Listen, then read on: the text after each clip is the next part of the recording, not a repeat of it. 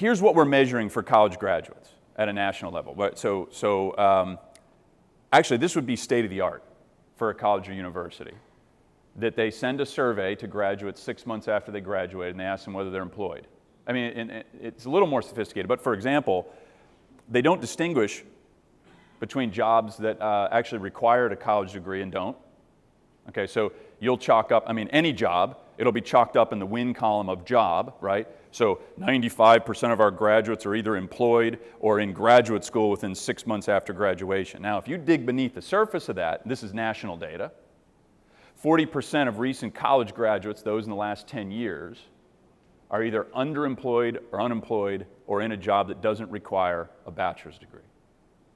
40% fall into those three buckets. Now, I'm not saying that all of those were terrible outcomes. I'm sure some were a great job, right? Something that they were really interested in doing, might not have required a college degree, but here's the point.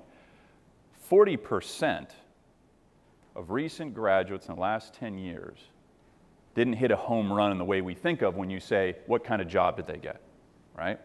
So this is a really troubling example to me, because if we profess that lifelong learning, as most colleges do, is one of our most important mission drivers, then we ought to really know what that is. I mean, be able to codify it in our curriculum and the experiences on campuses, and then at least make an attempt at measuring it. How would you measure whether somebody's a lifelong learner? Give me ideas. What kinds of things would you want to measure? This is not hard. I bet this room, if we spent 20 minutes on this, we could actually figure it out. Give me a couple examples. How would you measure it? Yes? So some measurement of things that they're learning. Okay, I like that. Yes? You could see whether they're in the same field a year after they graduate and 5 or 10 years after they graduate. Okay, so are they maybe moving into different fields, exploring different things? Is that kind of what you're getting at? Yep. Yes. Continued pursuit of mastery in their competency. So okay, some way to measure whether they're continuing down a pathway of mastery, right? Which may or may not be degree achievements, right? I mean, you could measure that by, we do this. Did you get a master's degree? Did you end up getting a PhD? We track that, yeah. What else? Give me a couple other examples. Long-term measurement, so longevity measurement over time. Sure, I mean, it goes probably beyond 6-month follow-up survey, right? So, you know, look, there's activity levels of measure, right? I could ask somebody how many books they've read in the last month.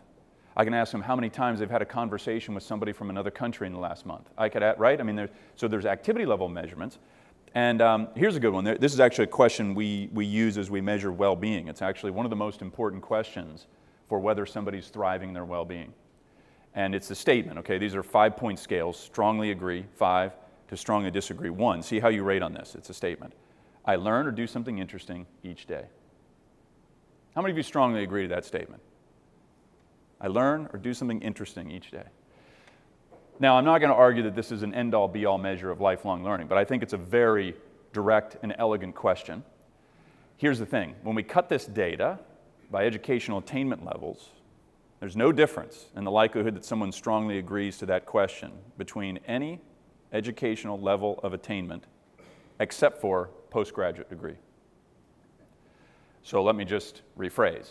Bachelor degree recipients in the United States are no more likely to strongly agree to that question than high school dropouts. It's an interesting and provocative way to say that, first of all, we can measure these things. We can certainly attempt to measure these things. And before we rush to conclusions that colleges and universities have the upper hand on something like lifelong learning, I mean, we may. I don't know. I mean, this is the point. We actually don't know.